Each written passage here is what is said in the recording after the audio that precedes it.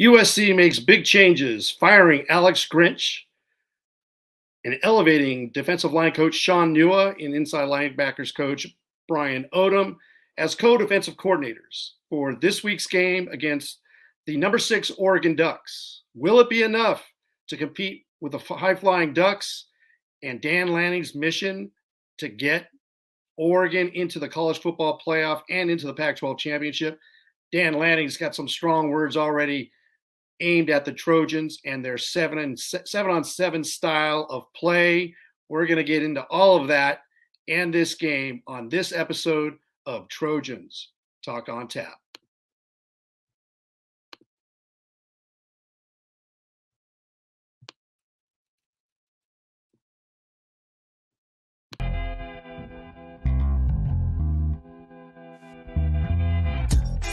Go Trojans go, LBC pouring cardinal and gold. Listen close, one thing's for sure. We know that they know we going blow for blow. The best out the west, known throughout the town. Show up to show out, that's what it's all about. Score so much, tired travelers shutting it down. Make plays all day, yes, we chase to the ground. The next man up is the next Heisman. Only bleed USC, yes, we've been built to win. Catch roses while we ball all across the map. Too strong, fight on, it's Trojan Talk on Tap.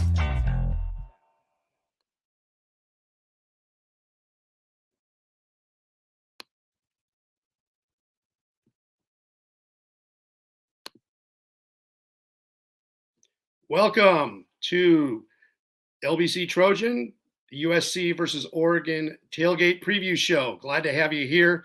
It's going to be a great Oregon week. Very excited to have a super fan, a great fan who some of you on the Voice of College Football may have seen before. I want to bring on Mikey G. Mikey G, thank you for joining LBC Trojan Channel and Trojans Talk on Tap, our preview show. How are you doing this evening? Good, LBC. Thanks for having me, man. Great to have you here. I want to introduce you to not only the USC fans, but some Oregon fans that will be tuning in as well. This is going to be a great game. Oregon comes in as the number 6 team in the country, and USC out of the top 25 for the first time in the Lincoln Riley era. Tell us a little bit about yourself, how long you've been a Ducks fan, and give us a little bit of your thoughts of how the season has gone so far leading up into this game. Yeah, so I've been a Duck fan for a long time. Not to give away my age or anything, but we'll just say going on 30 years or so. So I went to my first game in middle school. It was against Cal, and we lost that game.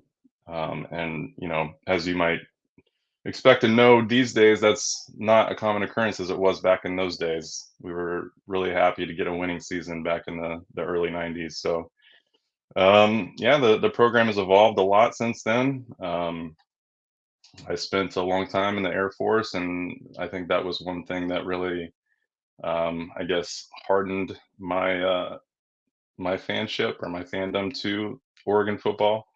We're talking, you know, the Joey era, Dennis Dixon on up through. And so, yeah, happy to be here. I'm, you know, really excited for this game. There's a lot of history between these two programs, and I'm sure we'll get into some of that. But yeah, I don't know. I don't remember what your third question was. I think you wanted me to just kind of my take on the game. Yeah, just you know, the game's at Auzten. Let me know about your season right now, briefly, and what the Yeah. mood is, what the vibe is going into this game against USC. So the vibe is, I would say, very optimistic, very energetic. I think a lot of Duck fans just expect, you know, mayhem and a bloodbath, right? Like that's not going to be news to you. You know the narrative. The national narrative is very much, you know, with even with Grinch leaving, I think that a lot of Duck fans expect to, you know, run roughshod over the USC defense based on what we've seen so far.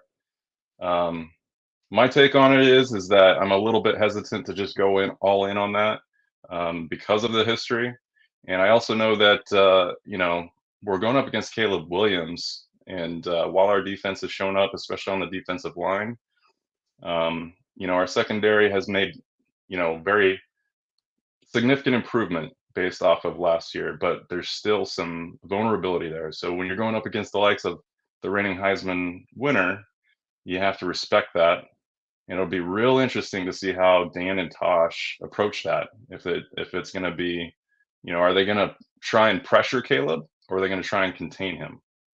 And so I think that's one of the things that I'll definitely be watching for real early, and I'm sure that will evolve. Oregon has really established itself as a second half team, and that's really been true even from last year. But I'd say even more this year. The adjustments have just been incredible. And so that really speaks to what Dan is doing and the staff that he's built around him and these kids. I mean, they're balling out. So yeah. How do you compare? Let us Trojan fans know. You had Mario Cristobal before. Obviously, two different type of coaches. Do you see Dan Lanning and his staff in year two? Now you have enough of a sample size. You talked about halftime adjustments. Do you see this staff making more halftime adjustments than the previous staff under Cristobal? Yeah, I do. I'm not a Mario hater, and it's not uncommon for fans to kind of drop the old coach like they're hot, just jump into this ideology that he's dead to us and we're on to bigger and better things. I'm not really like that. I've always respected Mario. I know that he's had his woes in Miami, namely, the clock management and the decision not to kneel it out in the victory formation. But I think that, and to answer your question about the evolution, I think that the second half adjustments, Mario was very conservative. And I think that is born out of him being an offensive line-minded coach. Because what he really cares about is the trenches. And so that was his style of play. We're going to beat you physically. And otherwise, he was a button-up guy. Like, he didn't care about being flashy. He was one of the more conservative coaches in terms of the pressers and everything else. And that's really the backlash that he got from the Oregon fan base. They didn't like, the transition from going from a Chip to Mark Helfrich to Willie Taggart and then to Mario. The level of, I guess, I'll say, aggressiveness was kind of on this steady decline through those those head coach hires. And so Dan walks in, and you expect that Dan is going to essentially bring us the same, if not a higher level of physicality to this Oregon team, especially on the defensive side of the ball. But instead, the most surprising thing is that he's hyper aggressive. I mean, you think back to the UCLA game last year, and he does the onside kick in the second half or the second quarter. Nobody saw that coming, and clearly UCLA didn't, and they executed it beautifully. And so I think that that's really it speaks to just kind of the mindset that Dan has had, and he knows that that is the identity of Oregon. I think that he bought in every way possible in terms of the history or the recent history of Oregon football. He embodied that, and he just said, "We're going to take it to the next level." And so that's really played out both last year and this year so far. Well, great. Thanks a lot for Mikey G for giving us a quick snapshot of your background, where Oregon's at today, kind of comparing it to the previous staff. We're here on the LBC channel, LBC Trojan channel, for the USC Oregon Tailgate Preview show. It's the reason why I call it a tailgate show. We're going to get into it. We're going to exchange craft beers since this game is at Auzten. We want to go ahead and, Mikey G is going to be inviting me to his tailgate. Perhaps you guys are out there, you've been to somebody else's tailgate where you're a friend and you're going into the home stadium. People give you the side eye, but if you bring a good beer and you talk good football, that's what we're going to do here. You get respect, you're legitimate, and you go in and you watch the game. So that's what we're doing here. Moving on, the big news, obviously at USC, Mikey G, is USC finally grew up. The grown-ups said, Alex Grinch, you're gone. That's enough. And part of that is the USC defense has allowed 40-plus points 5 of the 10 games this year, which is totally unacceptable if you're a USC program. And Lincoln Riley, in his opening press conference, told the boosters, the fans, the alums, and the local and national media that you come to USC, the expectations is to win championships. And he knows what that looks like because he watched the Pete Carroll era. He was in his early 20s, I believe he said, and it was electric. He called the Coliseum the mecca of college football. And if you look at those championships that USC had won under John Robinson, John McKay, 4 of them, 1 under Robinson, 2 under Pete Carroll. Those defenses were ranked nationally from 3 to 17. And right now, USC is like 120. Oregon has a championship defense. They're number 18 in the country. So Lincoln Riley says he knows what a defense looks like, a winning defense. We just haven't seen it. And OU fans would probably concur they haven't seen it. They didn't see it in the 5 years. So there's a lot of questions. And Dan Lanning, being a defensive coach who coached at Georgia, won a national championship with Kirby Smart, he's kind of frothing right now. And, he's kind of digging it. And he's one to speak his mind. And earlier this week, he said they got – this is under a tweet from Zachary Neal quoting Dan Lanning. They got 7-on-7 today in L.A. They're doing a walkthrough in L.A. We've got Mod Bracket up here in Eugene. Lanning yells over the loudspeaker at practice. Mod Bracket is a full-speed tackling drill for those who don't know. So obviously Dan Lanning saw the Washington USC game. He's seen the game film, and he's frothing at the mouth because he can't wait to run the ball against USC and punch him in the mouth. Defense be damned. Alex Grinch be damned. They've got a new defensive team, defensive coordinator in defensive line coach Shawn and Brian Odom. Chances are not much is going to happen, but I think in this game, Dan Lanning is going to have them run the ball. It's going to be, Bucky Irving and a heavy dose of Jordan James. Let's see if you can stop it. And then mixing in Bo Nix and everything he does with his wide receiver core and, Tez Johnson and Franklin.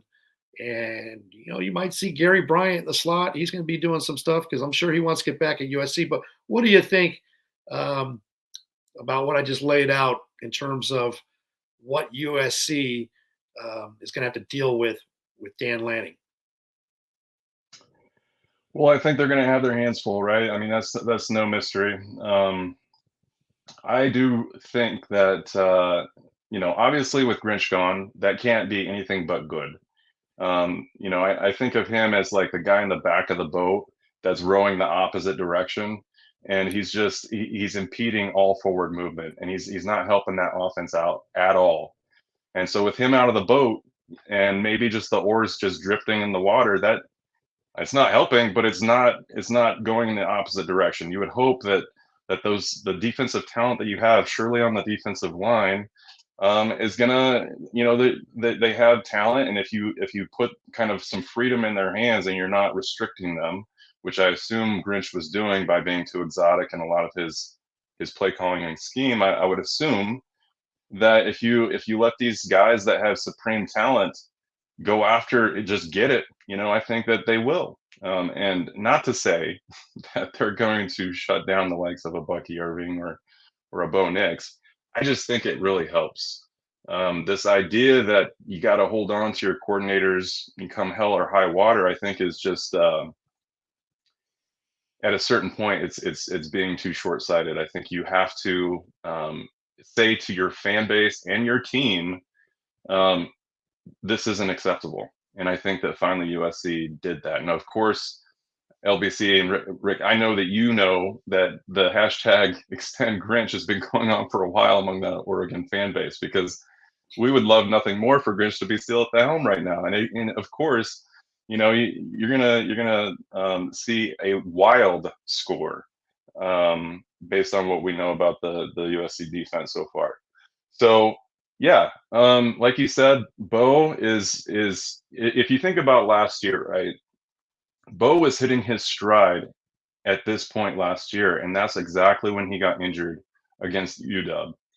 And it was so unfortunate because, you know, not to say that we were a lock, but all signs were that we were going to make it to the conference championship. Now, you show up the next week, he guts out a win against Utah that was phenomenal, especially when you consider the year prior, getting blasted by them twice. That was a huge victory for Oregon fans mainly because that team largely wasn't even the same team that played in 21. And so it wasn't like they had a lot of animosity towards Utah. They showed up and they executed Dan's plan. So that was a huge win last year against Utah. And then you go into the Civil War and you've got this 21-point lead that essentially fades away because it was a lapse. It was a lapse in both leadership and discipline on that front. So that was the main critique of Dan Lanning in last year. Allowing those two victories against our rivalries. But all of that to say, Bo was playing lights out up to that point, and had he not been injured, I think that it would have been a different outcome. I think that's fair to assume. Now, assuming he doesn't get injured, on Saturday, and he's able to play all the way to the end of this regular season and beyond, I think that it's right for Oregon fans to think and say that we've got a real shot here. And I know that that's a critique of my fan base sometimes, is that we get a little overzealous. And I'm guilty of it too. It's hard not to when you see the product on the field and you have these high-powered offenses that we've had year in and year out. I mean, there's really only been two losing seasons in the last over 20 years. And they were kind of fluke seasons with their own little backstories. So Oregon fans are kind of hardwired for expecting bigger and bigger things, but also having their hopes dashed late in the season. So I think that it's fair to assume and it's fair to be confident going into this game. I said as much on a live stream with Ryan. So Ryan Winter runs Sports Chat 503. I know that Great show. Show. He does a great job. I call him the ambassador of the Oregon fan base because he does such a great job being very objective. I mean, he's clearly an Oregon fan. He knows he's been an Oregon guy from birth. The way he tells the story, he was born on campus, third generation Duck. So he knows his stuff when it comes to Oregon football. And essentially, he will tell you that there's PTSD within our fan base, stumbling late in the season. But I was on his live stream last night and was getting called out by other, Duck fans for having some of that PTSD. And I think that, there's this validity in being cautiously optimistic. Now, I will say it's important for me to caveat this because I think I didn't do a good job of saying this on Ryan's live stream. And that is, I've never been as confident as I am now with Dan Lanning because he's got these boys executing at such a high level and with such consistency. The statistics bear truth to that. They are dominating in just about every way that they can. Special teams, they're getting better. I'm sure well that that UW game slipped away based on a missed field goal. But Camden Lewis, I mean, he had a rough start at Oregon. Went to a sports psychologist, got his game right. He's been one of the more clutch kickers that we ever had. In fact, in that UCLA game, he's the one that kicked that onside kick. It was beautiful.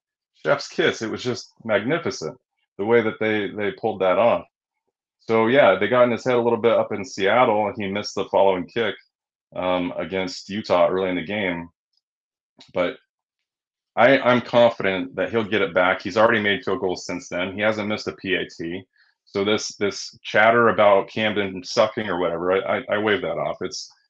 Camden's been good for us. So we're firing on all cylinders. I think that it's very fair to go all in, and it's very, it's natty or bust for a lot of guys. I'm a week to week guy, and I want to see how we perform against, Caleb Williams and Lincoln Riley this week.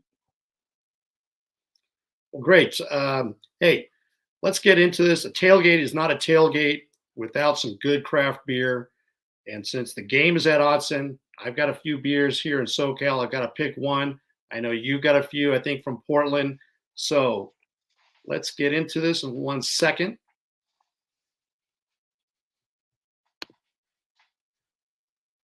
Oh, here we go.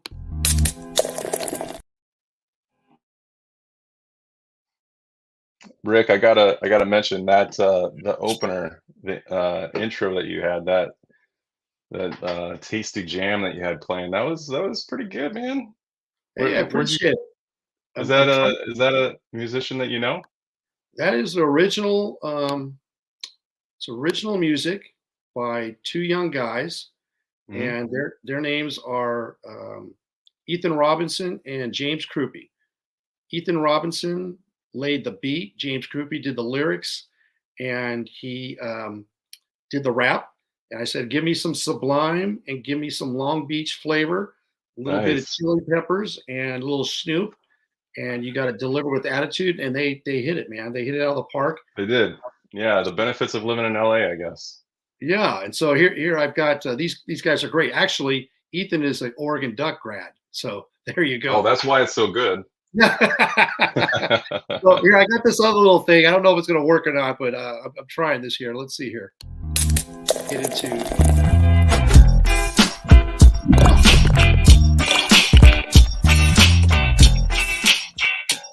And the graphics game too. All right, so hey, it's time to open up some beers. Let's go. We got Mikey G right here. Upgrade your tailgate beer, and this is what I want to point out. Hey, you're there at Auzten. Shame on people drinking cheap beer. It's about upgrading your tailgate beer. The Ducks are number 6 in the college football playoff. You're up there in IPA country. They shouldn't be having any lousy beer. It's quality over quantity. Mikey G, what are you sharing with me this evening? What are you sharing with our viewers? Yeah, man. So first shout out to you, right? So 1 year ago, I'm pretty sure it was the Pac-12 show, and you, I don't remember exactly how it went down, but you had me go take a look at Great Notion, right? So I came on the show and I was like, hey, check this hazy out. It was phenomenal and very delicious. They also had that, it was the Gatorade hard seltzer that was, it tasted exactly like a Gatorade, but it had like a crazy, like ABV was like 9% or something crazy. But thank you for that. And then also thank you for tasking me to go out and give shouts out to Barlick. So I found out about this company from my neighbor friend who hold that can up there a little bit. What do you got there? Yeah. So we got Barlick Beer Company. They go by garlicbrewing.com. You can go on there and check them out. But he highly recommended. This is the kind of guy that grows his own hops, and he's got like 7 on tap in his garage.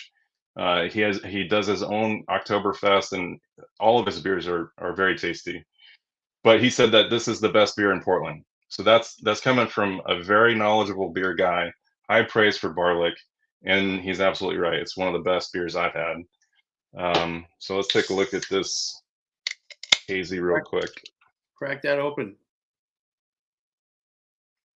So there you go. And while you're pouring that, I have I've got 3 beers. Ooh, that looks good. Go ahead and let us know what that one tastes like. That hazy IPA, 6.7. Cheers it up. Cheers it up. So here, I got a little fun here. I've got 3 beers, and I'm going to pick one. First, I've got Redemption, because USC is going up to Auzten, and they are looking for redemption. This is from Russian River Brewing out of Santa Rosa, California. It's a blonde Belgian ale. So am I going to go for redemption? You go hardcore with it, Rick. I'm talking good vibes only, and you're nah, it's redemption. I'm bringing a sickle with me. I need some redemption. But no, I'm not going to go with that one. and here's the thing. People always ask me, LBC, where do you get these beers? You have to find a local bottle shop, somebody who knows how to source good beers. You're not going to get them at the local grocery store. You have to find a good bottle shop. Shout out to my boy Alex at Bradley's Fine Wine and Spirits in Tustin, California. He's got a great selection. This is a brewery new. They're out of Anaheim, California. They're called Brad Brew Company. And this is a West Coast IPA called Laces Out, Dan. Yes. Oh, so Dan, the smack talker, hey, I don't think this game is going to come down to a field goal, but what was that field goal kicker's name? Camden Lewis. He's a great dude, and he's a really good kicker. All right. Well, hey, you know what? Somebody better yell out to Dan, Laces Out, Dan. Yeah, and I'm not going to go with that one, but I thought that was so unique. You know, I don't think you guys are going to have shades of Alejandro Maldonado once again. Oh, geez. Talk about PTSD. There you go. You brought that up, so I had to kind of pick a scab. But the beer that I'm going to go with is Three Windows Brewing. It's called Grey Ghost. It's a West Coast pale ale. And the story behind this, it's got Citrus, Simcoe hops, as well as Cascade hops, 5.2% ABV. And the story behind this is on November 13th of 1926. That's almost 100 years ago, 97 years ago.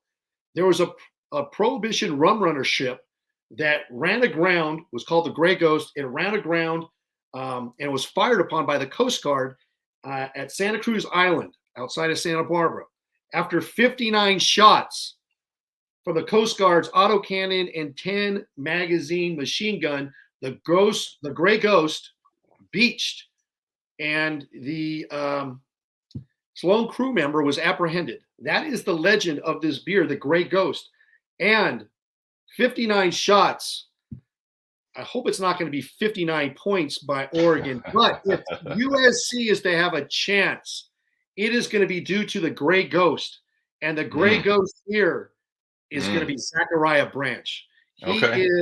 He runs like a ghost. He is going to be making your players falling over themselves, thinking that they have him, and like a ghost, he's going to waltz into the end zone.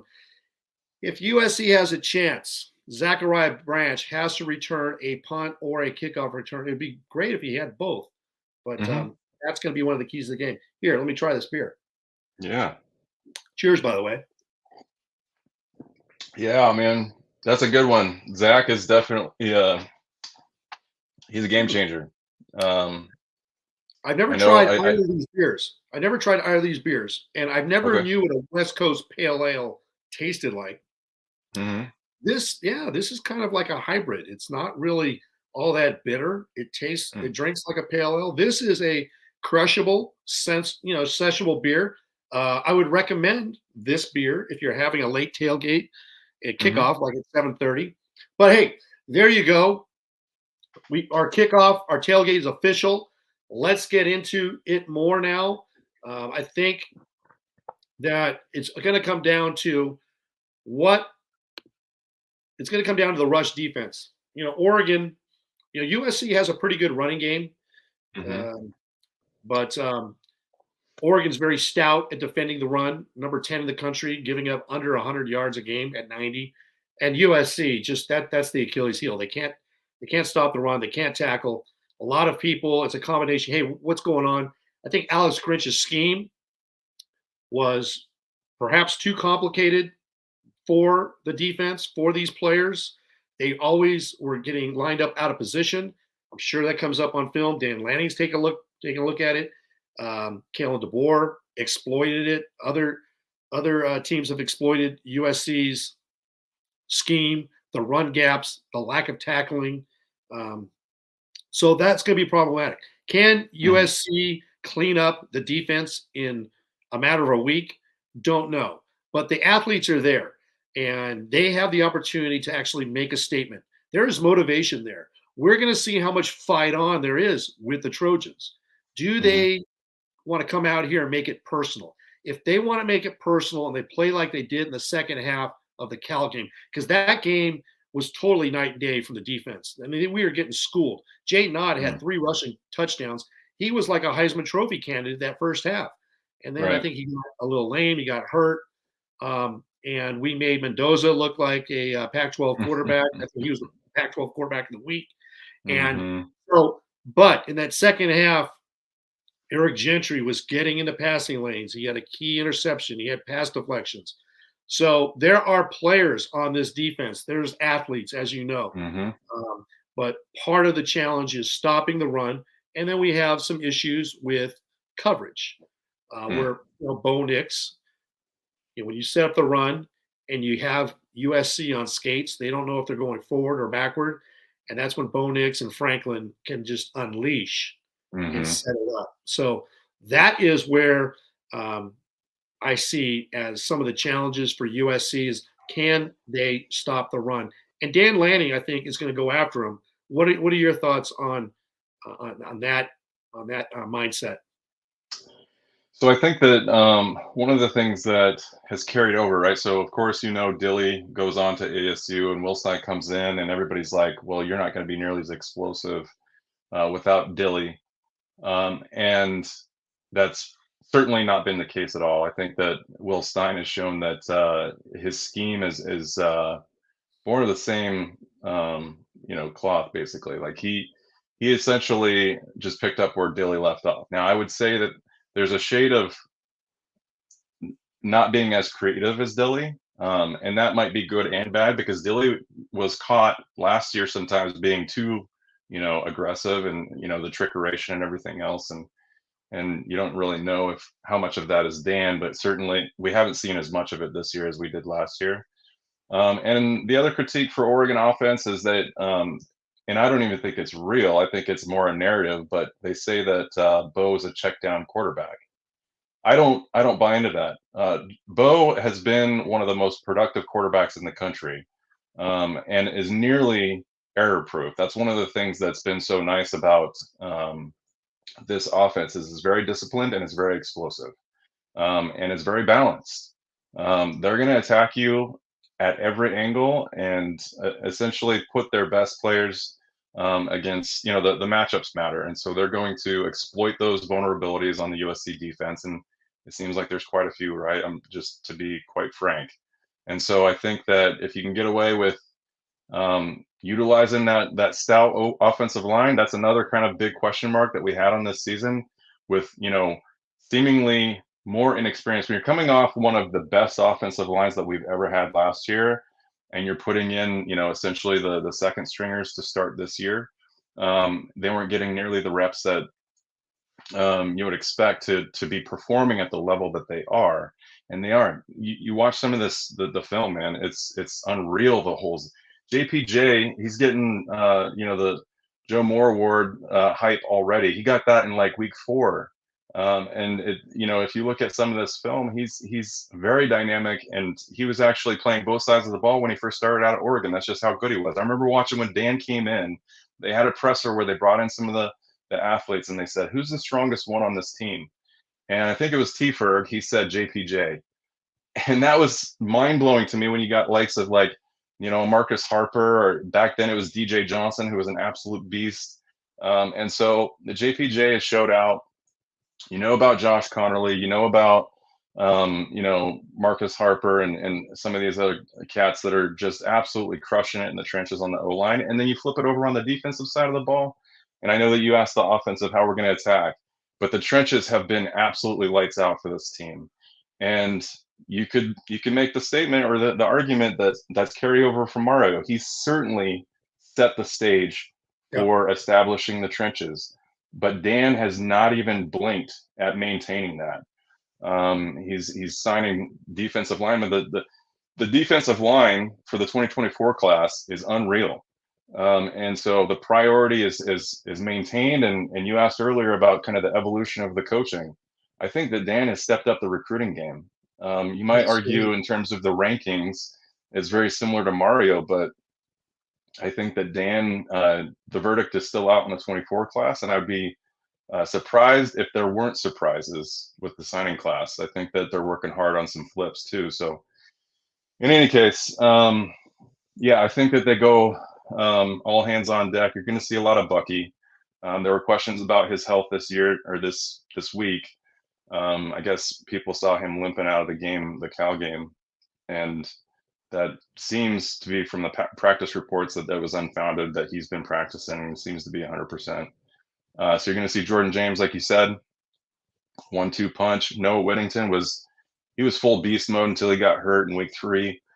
Super bummer because he was almost outperforming Bucky, and that's unreal to say. Bucky, as you know, is a yards after contact guy. He is super shifty, so tough, all packaged in. He kind of reminds me of a Troy Dye or Travis Dye that you guys, obviously loved, and he performed really well for you guys up until his injury. But in terms of just pound for pound strength, Bucky is just absolutely a beast.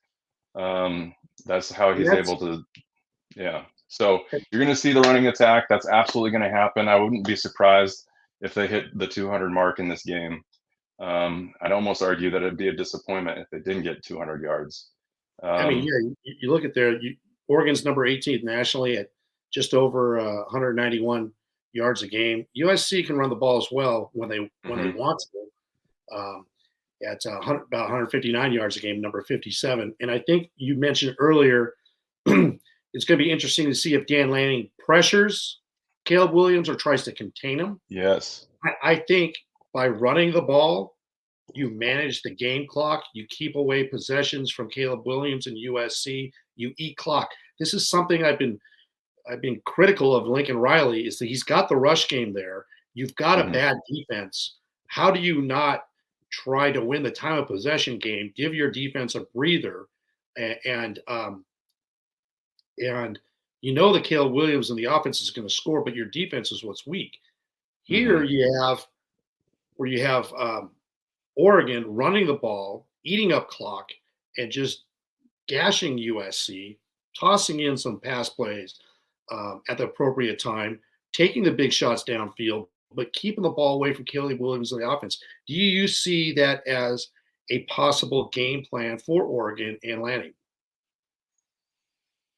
Yeah. I mean, he hasn't really shown a preference in terms of the style of attack.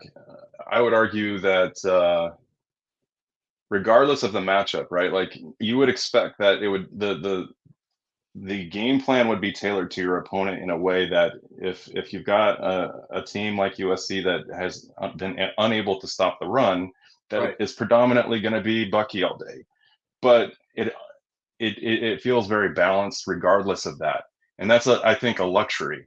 If you're able to, if you're able to just, go lights out in with all of your weapons, and you're not one dimensional, then, that's you keep firing on those cylinders. You're not going to shut it down. So I'd be surprised if it's heavy handed on the ground. I think that you will see some deep shots. It's been surprising with Troy. You mentioned Troy Franklin. He is our deep threat, but he's had some drops as of late, and I don't know exactly the reason for that, because he's the most sure-handed guy we have.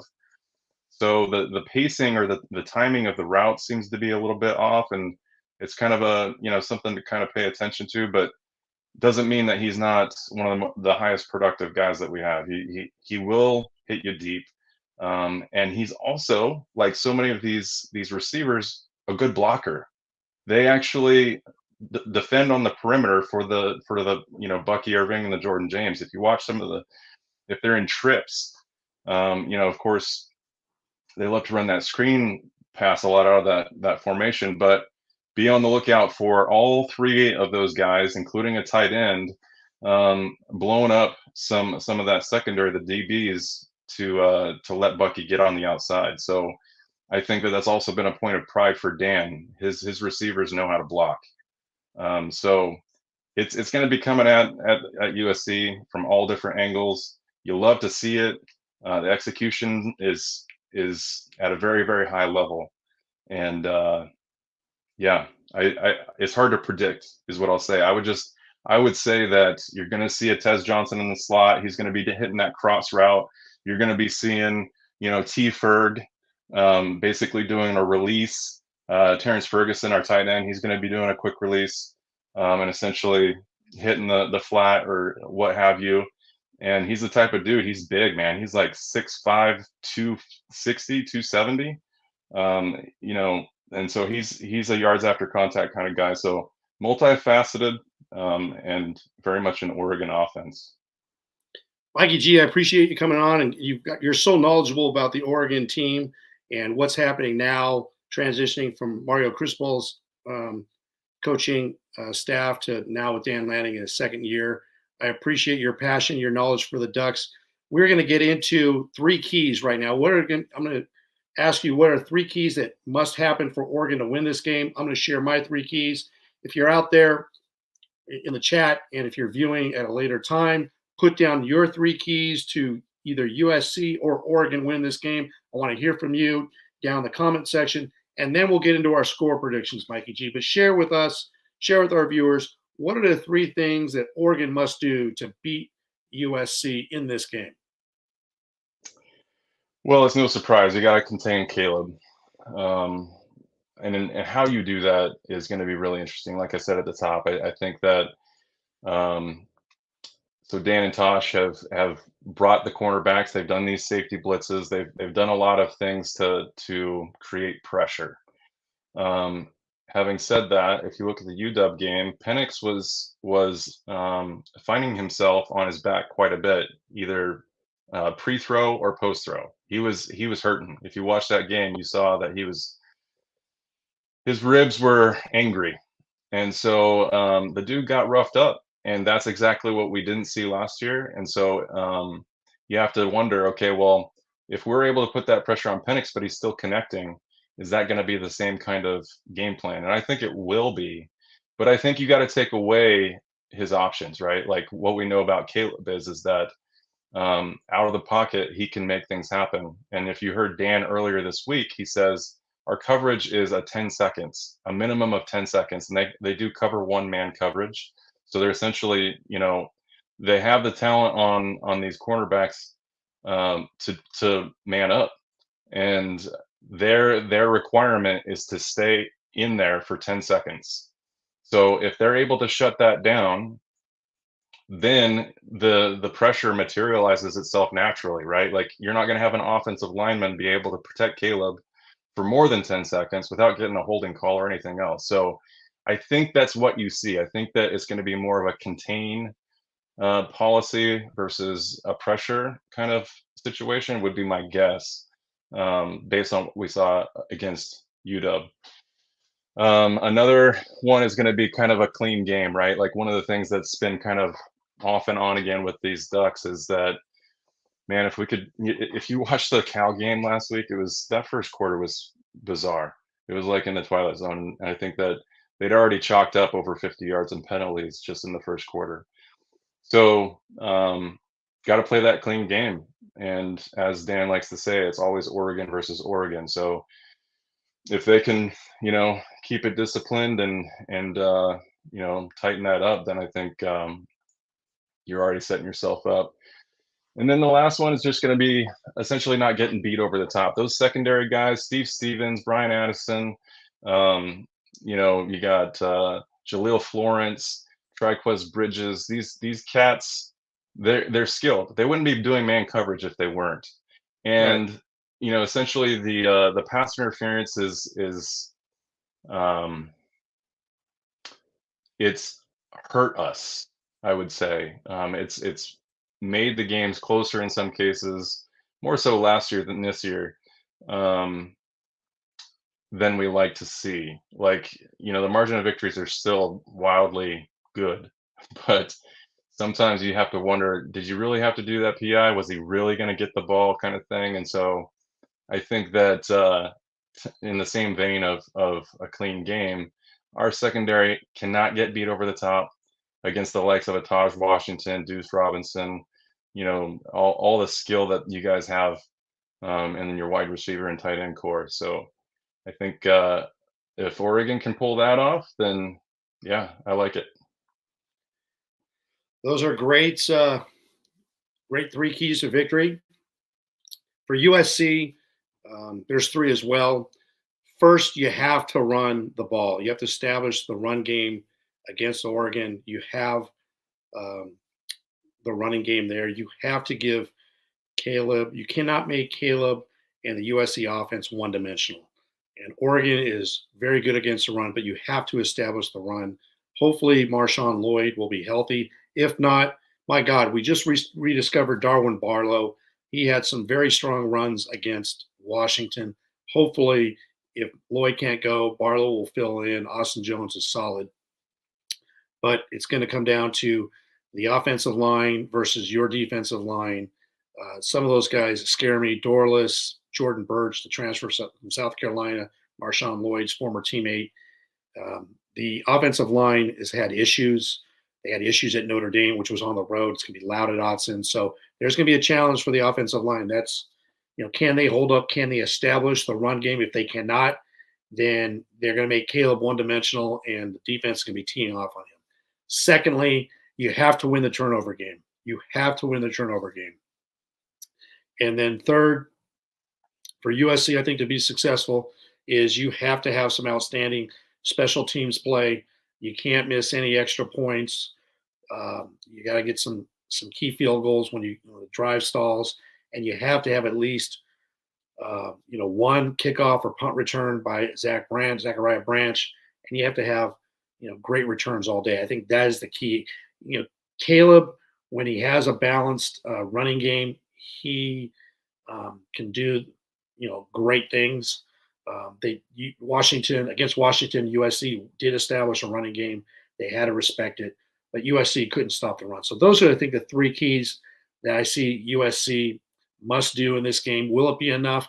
I don't know. I don't know if the defense can overnight change and last 60 minutes against Oregon at Auzten. That's a very tall task.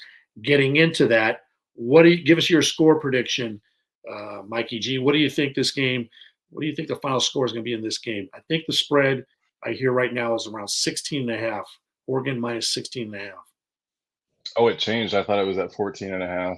It was. It's changed in the last day. Yeah, I think that's pretty on board with what I would expect. I would say that Oregon has covered. The last I heard, they've covered at least 6 of the games. I don't know if Washington they covered or not, but because Washington was favored, I think it was by a field goal, which it ended up being that. So I think I'd give them an extra touchdown or possession on that score. So we'll call it, a 42-24 kind of situation. Yeah, I think that it's in Auzten, right? That's another key factor. I think that spread drops if we're in the Collie. I think that Caleb's out to prove something. He's out to salvage. And so I think with that chip on his shoulder, I think that he'll really want to kind of flip this narrative a little bit, especially with Grinch no longer with the program. So we'll see. So you got, what was that, 42-24 is what you have? Yes, sir. Well, I see this opportunity happening. Oregon, this is a national stage for Oregon. There's a lot riding on it. Dan Lanning knows it. That's why he's chirping. And I love it because that's who he is. I like the bravado. And, as soon as something doesn't go right, people will rip on him, but that's okay because he's got guts. And I love a coach that's got guts and will say what he feels, right? And he knows. He's watched the tape. He's like, USC can't stop us. They're playing 7-on-7. He basically laid his hand out and said, okay, show me your new defense, Mm-hmm. You're not going to change overnight. And he knows that. And he is instead of like putting out a soundbite an hour before the game, he's given USC a few days. Number 6, they have to make a national statement. Some people will say, oh, that's Bush League. And I think Dan Lanning is going to run up the score. he needs to make a statement. I think he'll do an onside kick in the fourth quarter. Hey, if you can't stop it, that's your problem, not my problem. And that's Lanning. I have to strongly disagree. I think that is a perception out there that Dan is a run up the score kind of guy, but largely in the fourth quarter he's running his third stringers. Ty Thompson's get a lot of snaps in the fourth quarter. They're gonna throw it in the fourth quarter, but you're not gonna see any onside kicks or now a 2-point conversion. Maybe that's not off the table, but I will say that he's not out there trying to just run up the score as much as he's really trying to get reps in the fourth quarter. He's just trying to get those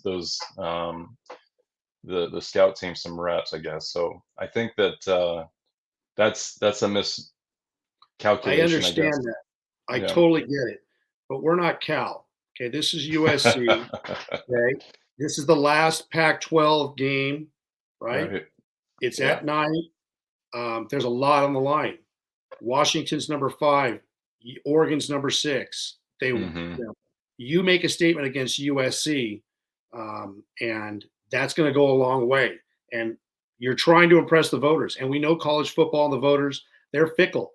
And at the Mhm. end of the day, the Pac-12 is the best conference. But there's funny Yeah. stuff that goes on. And so Cheers to that. you guys made a statement at Reeser against Utah. Now you need to make a statement against USC. You need to close it out. And Oregon's had success. They've won 6 out of the last 8 games. The highest number of points ever scored on USC by Oregon was in 2012, Mhm. 62-51 in LA. Not to Kenyon say, Barner. I think 70 is a goal. I don't think it's going to happen, but my prediction is Oregon 59, USC 27. That's what I see. Well, Rick, I I have. Sorry, go ahead. No, I just think at the end of the day, Oregon has too much. I think their players on the lines, as you had mentioned, from what Mario's built and what Dan has maintained, are better. We lost out on Connerly. We lost out on Mateo. Jordan Birch is an outstanding defensive lineman from South Carolina. Mhm. Hopefully, I'm pronouncing the guy's name. The Rhode Island transfer, Angeli. Is it Angeli? No, and Johnny. And Johnny. Cornelius and Johnny. Yeah. Cornelius and Johnny. Yeah, that guy's Mhm. outstanding as well.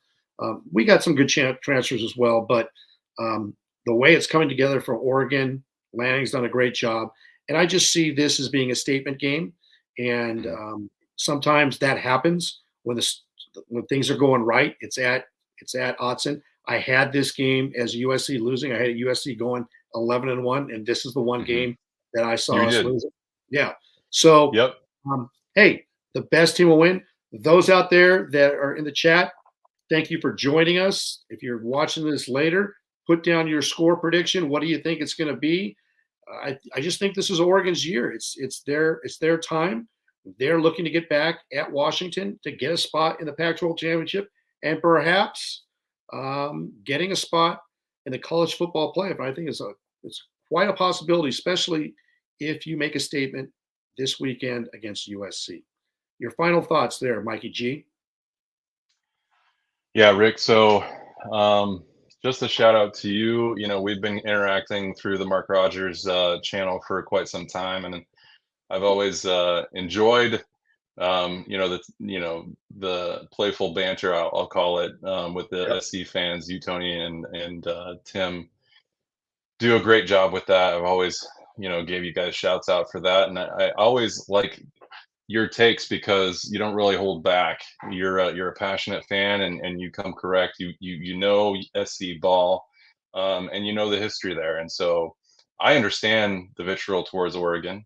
If I were in your shoes, and it's very big of you to say your score prediction the way that you did, and essentially tipping the hat to Oregon to say that it's their year, because that would be very difficult for me to say to you if the tables were turned, because you guys have been the big dogs on the block for a long time, and so we're the new kids, and so uh, you know this is it. This is the point of the year we find ourselves in quite often. They just have to finish it. They have to close the deal. They have to show up, and Dan has shown that he can get them there. He can get these boys right. and he has the talent, and he's essentially dialed in every facet in terms of putting together a football team that can win football games in a real measurable way without kind of shooting yourself in the foot the way that we've kind of done in the past. And so that's what has guys like me and our fan base super pumped. And so, I, I I just hope it doesn't end up in a shootout, right? Like that's kind of a potential outcome. I wouldn't say it's very probable, but like you were saying before, perception matters. I don't peg Dan as the type of person to run up the score just to kind of humiliate. All he's trying to do is get that comfortable league that the lead that's trying to remove question when it comes time to vote in a team into the CFP, because as you know, the Pac-12 is always trying to make the case to get into these things, and so Yeah, Dan would do so, I think, in a very calculated way. it's not humiliate, and that's the Yeah. wrong word. And I respectfully, agree with what you're trying to say, but Hmm. it's not. It's nothing personal. It's just business, Hmm. and Yeah. that's the thing. It's like, yeah, you're going to have the USC fans. They're going to complain, this, that, and the other. No, it's about winning a championship. Oregon is going after a chance at their first championship by securing one of the four berths. And to do Hmm. that, you have to knock off USC. And, Hmm. Yeah. it hurts me to say that because I No, want I to know. beat Oregon. Yeah. I want to beat Oregon, and Oregon's the upstart. And we Hmm. haven't won a Pac-12 championship. Hmm. Um, a Pac-12 championship in the 12th year. We have Hmm. not won. And so it's frustrating. But I Hmm. see what kind of coach that Lincoln Riley is. He's got blind spots. Hmm. He kept Alex Grinch too long. So USC is not the USC that is capable of going in there and beating um, Oregon this weekend. Yeah, they got a chance, but Hmm. it's a small chance. You got to have a perfect scenario for it to happen. I'm realistic. And there's USC fans out there, they're going to hate me for saying what I say. You know what? Hey, go watch some more football. Go watch some championship football and Yes. see the championship team. It's not. It's got a great offense, but our defense is horrible. That was the worst. That was like taking ice picks to my eyeballs, sitting there watching Washington score the most points ever on USC. Hmm. That Yeah. was ridiculous. That was hard to Hmm. watch. We couldn't get more than one stop on defense. That's all it took. We Yeah. had that game. The game was in Yeah. hand. It Hmm. was going to be ours, and it wasn't because we couldn't Yeah. stop the run. We couldn't be physical. We're not a championship team, and that hurts me to say that. But Hmm. hey, hopefully that turns around. This, USC is still a work in progress. And they will go out and they'll get a good defensive coordinator, and we'll be ready to go to the Big Ten. I'm not worried about that. But right now, to have Oregon up on the schedule next after what just transpired and was transpired all year, I don't have faith in Lincoln Riley. I don't know if I can trust him. Mm. To be honest, I don't, because he says he knows what a championship defense looks like, and we're going to get there. Well, guess what? This is year 7, and Yeah. I'm itching. I'm getting an itch. It's a 7-year itch. What's going on, Lincoln Riley? Yep. So, hey, just being brutally honest, I love my Trojans, but changes have to be made. It's going to be a great game. Are you going to the game, Mikey G? Yeah, I'll be there for Right sure. on. I wouldn't miss it. Yeah, that's one of the things that I'm catching up on. Right, like I've been away from the state of Oregon for over 20 years, and so I'm a season ticket holder this year, Hey, and yeah, to miss this game, it would take a lot um, hey, to take me out of it. So I'll be there for sure, man. well, bring good beer with you. Enjoy the Yes, game, Rick. Mikey G. Yeah, man. Cheers, dude. I've Yeah, for enjoyed. sure, man. Thanks so much for having me on here. I think you got a good thing going. I really think it's going to take off. This is fun. Like it's fun for us. It's fun for people that can, sit here and just listen to two guys casually just kind of shoot the shit about teams that we love. And I think that you're about to crack this thing, man. So Well, best of appreciate luck it. to We're your. gonna spread the word. We're gonna grow this tailgate.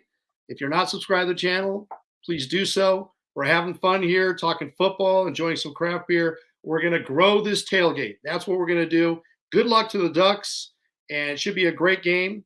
Mikey G, enjoy yourself and fight on. All right, Rick. Go Ducks.